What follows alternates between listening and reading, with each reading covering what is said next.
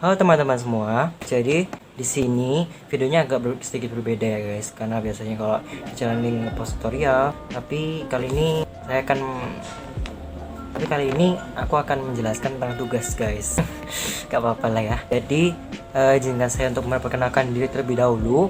Nama saya adalah Hendra dengan NPM 203400113. Saya adalah mahasiswa Teknik Informatika dari Universitas Katolik Dharma Cendika Surabaya. Oke, jadi di sini aku akan menjelaskan tentang salah satu mata kuliah dari jurusanku itu sendiri. Nah, sebelum itu kita buat ilustrasi terlebih dahulu. Sebelumnya kalian pasti pernah kan membeli sebuah toko online seperti Tokopedia, Shopee. Hayo, siapa yang nggak pernah beli Shopee? Pasti pada ngejar kan, apalagi kalau ada gratis ongkir. Apakah teman-teman tahu apa yang dimaksud Tokopedia, Shopee? Apakah mereka sebutannya toko online saja, atau mungkin mereka ada sebutan lain yang lebih keren untuk didengar gitu? Apakah itu?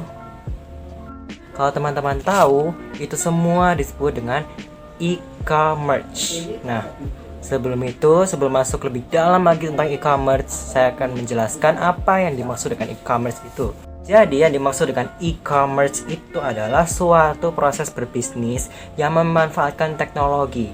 Jadi dari teknologi ini tuh bisa menghubungkan antara produsen, konsumen, dan masyarakat itu sendiri. Yang mereka ini adalah seperti transaksi elektronik atau mungkin pertukaran barang dan jasa. Nah, seperti itu. Bisa juga dengan pemberian informasi secara elektronik. Nah, contohnya seperti yang saya sudah sebutkan tadi, yaitu Tokopedia dan Shopee. Di dalamnya kan terjadi seperti transaksi elektronik itu ya. Nah, itu bisa disebut dengan e-commerce karena mereka juga memanfaatkan teknologi untuk online, gadget, dan juga mereka menghubungkan antara produsen dengan pembeli itu sendiri atau konsumen. Di zaman sekarang ini, e-commerce jauh lebih menjadi favorit bagi semua orang. Kenapa bisa begitu? Karena dibandingkan dengan toko offline, e-commerce atau yang disebut dengan toko online ini lebih efisien dan juga lebih mudah digunakan gitu loh. Karena kan kita hanya menggunakan gadget, kita hanya perlu punya HP, kita hanya perlu punya aplikasi, kita tinggal download aplikasi, terus kita tinggal dan segala macam seperti yang kalian biasa lakukan di Shopee. Nah, itu jika dibandingkan dengan toko offline, pasti akan lebih mudah toko online seperti Shopee begitu kan, karena kan kalian nggak perlu jauh-jauh dari Surabaya ke Jakarta misalnya untuk membeli barang yang kalian inginkan kan.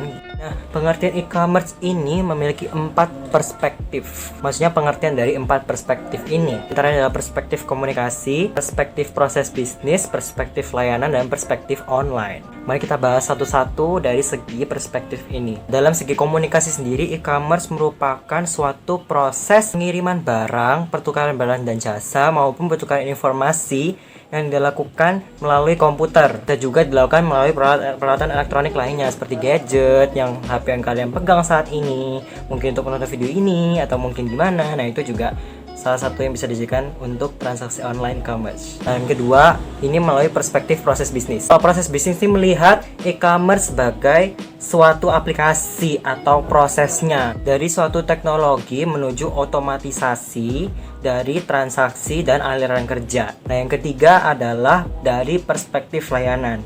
Kalau dalam perspektif layanan ini, e-commerce lebih diartikan sebagai satu sarana untuk memenuhi keinginan dari perusahaan, konsumen itu sendiri maupun pembeli. Ya, pembeli itu juga konsumen ya guys. Bagaimana? Apa yang menjadi keunggulan perspektif layanan ini? Karena e-commerce ini kan berbasis online ya. Jadi e-commerce ini akan sangat memudahkan dalam biaya layanan servis. Kalau dalam perspektif online, e-commerce ini adalah suatu aplikasi yang menyediakan kemampuan untuk membeli maupun menjual barang, jasa, ataupun informasi melalui layanan internet atau sarana online yang tersedia. Ngomong-ngomong tentang e-commerce nih, kalian kan sudah mengerti apa itu e-commerce. Lalu, mengapa kita harus pakai e-commerce? Apa manfaat dari e-commerce dibandingkan offline? E-commerce sendiri memiliki banyak sekali manfaat, tapi di sini saya akan menjelaskan beberapa saja. Yang pertama yaitu jangkauan jauh lebih luas karena berbasis online teknologi. Seperti yang kita tahu, berbasis online, semua sekarang ada sebar internet bukan? Jadi kan kalau misalnya kita menggunakan seperti Tokopedia, Shopee, itu akan dijangkau oleh satu Indonesia, di mana produk kita memiliki kemungkinan yang besar apabila sudah dikenal untuk dilihat oleh seluruh Indonesia. Jadi bukan hanya daerah tertentu saja. Kalau misalnya kan offline kan kita hanya mungkin di daerah sekitar situ saja yang mengenal toko kita. Tapi kalau misalnya kita menggunakan e-commerce seperti Shopee dan Tokopedia dan aplikasi online lainnya, kita mampu untuk mempromosikan produk yang kita miliki kepada seluruh masyarakat Indonesia bahkan ke dunia. Yang kedua, tidak dibatasi oleh waktu. Yang ketiga adalah biayanya jauh lebih murah. Keempat, tidak perlu stok barang sendiri. Jadi kita di sini bisa mencari reseller atau seperti apa semacam itu. Nah, yang kelima adalah lebih mudah dalam mengelola transaksi jual beli serta pengiriman. Tentu daripada kita harus offline, kita harus datang ke tempatnya, atau mungkin kita kalau mau ini harus begini, belum lagi kalau tempatnya jauh. Nah, kalau di sini kan kita mau pesen dari Jakarta pun, mau dari luar negeri pun akan sangat mudah. Kita tinggal memencet gadget kita, masukkan alamat dan segala macem, udah deh beres. Selain itu, menggunakan e-commerce juga mampu memahami keinginan konsumen dan sifat konsumen dengan lebih mudah. Yang ketujuh, kita juga dapat kerja dimanapun dan kapanpun, tidak terbatas oleh waktu, guys. Perkembangan e-commerce di Indonesia. Menurut kalian bagaimana sih perkembangan e-commerce seperti yang kalian ketahui di Indonesia saat ini? Apakah sudah sesuai tujuan dan harapan? Di sini, perdagangan sosial di Indonesia sendiri sudah berkembang pesat. Seperti yang kalian ketahui sendiri, sektor e-commerce di Indonesia juga sedang berkembang. Jumlah penjual online atau pengguna e-commerce di Indonesia meningkat hingga 2 kali lipat setiap tahunnya. Wow, selama 3 tahun terakhir ini dan mencapai total hingga 4,5 juta pengguna aktif e-commerce. Bisa dibayangkan sendiri betapa banyaknya yang memanfaatkan e-commerce. Sekitar 99% diantaranya adalah usaha mikro dan setengahnya merupakan bisnis online saja tanpa ada toko fisik. Jadi ada di antara mereka yang menyediakan toko fisik sekaligus toko online. Ada juga yang hanya menyediakan toko online saja. Ini ada lagi guys, mengutip dari data box, pengguna e-commerce di Indonesia di tahun 2017 sendiri telah mencapai sekitar 139 juta pengguna, hampir setengah dari populasi Indonesia itu sendiri. Kemudian naik 10,8% pada tahun 2018 menjadi 154,1 juta pengguna aktif di e-commerce. Seperti yang Tokopedia sudah hampir 3/4 populasi ya. Pada tahun 2019, total pengguna e-commerce Indonesia sendiri telah mencapai 168,3 juta aktif dan diprediksikan akan mencapai 212,2 juta pengguna pada tahun 2023, di mana merupakan 3/4 dari populasi Indonesia itu sendiri. Wow. Di sini kita bisa mengetahui bahwa semakin berjalannya waktu, teknologi akan semakin berkembang dan akan semakin mendunia, di mana semua orang nantinya akan memanfaatkan teknologi dalam menjalankan aktivitas sehari-hari mereka. Mengapa kita harus menggunakan e-commerce ini? Setelah mengetahui manfaatnya, tentu kita sudah mengetahui dong mengapa kita harus pakai e-commerce. Dan kita sekarang sudah hidup di zaman yang diberikan kemudahan, kita juga perlu yang namanya adaptasi. Juga karena e-commerce pada zaman sekarang banyak dilirik oleh pembisnis. Tentu kalau kita menggunakan e-commerce, maka luang kita untuk mempromosikan produk kita akan lebih besar dan menyukseskan bisnis kita akan jauh lebih mudah jika kita lakukan dengan berbasis internet juga guys. Tentu kita akan mendapatkan segudang manfaat dari e-commerce itu sendiri. Apa saja sih segudang manfaat itu? Nah, selain yang disebutkan tadi, ada lagi ternyata guys manfaat dari e-commerce. Di antaranya adalah meningkatkan jumlah penjualan dan brand awareness. Ini dibutuhkan agar produk kita itu dapat semakin dikenal luas oleh masyarakat dalam internet. Misalnya kan kita pasti mengenal produk Samsung, produk Apple gitu. Nah, itu tuh sangat memudahkan banget sih dalam segi promosinya kalau kita menggunakan basis internet atau teknologi. Kedua, lebih praktis dan memudahkan pelanggan dalam membeli produk. Jadi kita tuh tidak perlu repot-repot untuk datang ke toko fisik atau offline guys. Jadi kita hanya perlu melihat HP kita bisa membeli barang yang kita inginkan dan selesai. Yang ketiga, memudahkan dalam segi efisiensi waktu dan akomodasi. Yang keempat, memperluas persebaran produk yang juga akan menambah keuntungan bisnis. Nah, e-commerce ini juga memiliki statistik bisnis di mana juga memudahkan penggunanya sendiri dalam mengelola tokonya yang dapat dipantau juga sehingga sangat memudahkan dalam melakukan upaya untuk pengembangan e-commerce-nya juga.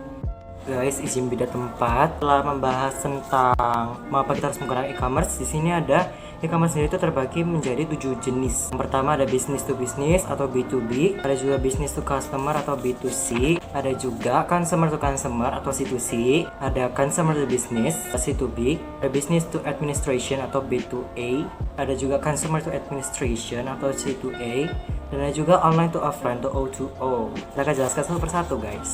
Jadi yang pertama yaitu business to business atau B2B. Nah, jenis website ini melakukan kegiatan transaksi dari suatu perusahaan ke perusahaan lainnya. Contoh website yang menyediakan jenis e-commerce B2B adalah busy.co.id. Ini aku akan perlihatkan screenshotnya di sini. Nanti bisa dikunjungi sendiri ya guys. www.busy.co.id. Nah, jenis yang kedua ada business to customer. Business to customer ini melakukan kegiatan transaksi online antara suatu perusahaan dengan suatu konsumen atau suatu pembeli. Contoh dari website menerapkan B2C ini adalah bineka.com, bisa juga Amazon dan Traveloka. eBay juga termasuk dalam B2C ini, termasuk Lazada dan sebagainya. Nah, jenis yang ketiga ada consumer to consumer atau konsumen ke konsumen. Nah, jadi website e-commerce ini menyediakan jenis transaksi online antara satu konsumen dengan konsumen lainnya. Contoh dari websitenya adalah Tokopedia, ada juga Bukalapak, ada juga OLX, ada Kaskus. Nah, jenis yang keempat adalah C2B atau consumer to business. Di dalam website ini tuh jenis transaksi yang terjadi adalah antara konsumen dengan suatu perusahaan. Jadi konsumen yang menjual produk atau jasa atau informasi ke suatu perusahaan yang dituju. Contohnya seperti Google AdSense atau juga iStockPhoto.com. Yang kelima adalah business to administration atau B2A. Jadi website jenis ini mencakup kegiatan transaksi online antara suatu perusahaan dengan suatu administrasi publik. Perusahaan itu melibatkan keterlibatan layanan pemerintah gitu. Contohnya adalah pajak.co.id dan juga BPJS. Jenis yang keenam ini adalah C2A atau Consumer to Administration, di mana transaksi yang terjadi di dalam website ini adalah consumer to public administration atau layanan pemerintah. Contohnya seperti BPJS. Jadi BPJS ini bisa termasuk ke dalam B2A dan juga C2A. Sebenarnya ada guys, salah satu dari misalnya kayak Tokopedia itu bisa termasuk ke dalam C2C, bisa juga termasuk dalam B2C gitu. Jadi bisa juga memiliki dua jenis maupun satu jenis juga bisa. Ada juga yang tiga. Nah, jenis yang ketujuh ini adalah online to offline. Online to offline, di mana artinya sendiri adalah dari basis online ke basis offline. Website e-commerce ini tuh mengusung model untuk menarik pelanggan secara online untuk berkunjung ke toko fisik atau toko offline. Jadi dalam transaksi ini tuh lebih ke mengajak para pelanggan secara online gitu loh, agar mau berkunjung ke tokonya ini loh, tokonya secara offline gitu. Contohnya seperti apa? Contohnya seperti alfamart.com, ada juga Matahari, Gojek, Grab, dan sebagainya. Dalam menjalankan suatu bisnis juga diperlukan yang namanya analisa SWOT. Sebenarnya apa sih yang dimaksud dengan analisa SWOT itu sendiri? Nah, apa yang dimaksud dengan analisa SWOT? SWOT adalah suatu teknik analisa yang digunakan untuk mengevaluasi. Yang pertama adalah S itu adalah strength atau kekuatan. Yang kedua adalah W itu weaknesses atau kelemahan. Dan juga O itu adalah opportunities atau kesempatan yang bisa diraih. T adalah ancaman yang kemungkinan akan terjadi. Jadi keempat ini tuh bisa digunakan sebagai upaya dalam pengembangan bisnis kedepannya. Jadi manfaat SWOT dalam bisnis, di sini ada metode analisa SWOT ini dilakukan dengan menemukan masalah dari 4 sisi yang berbeda. Apakah 4 sisi tersebut?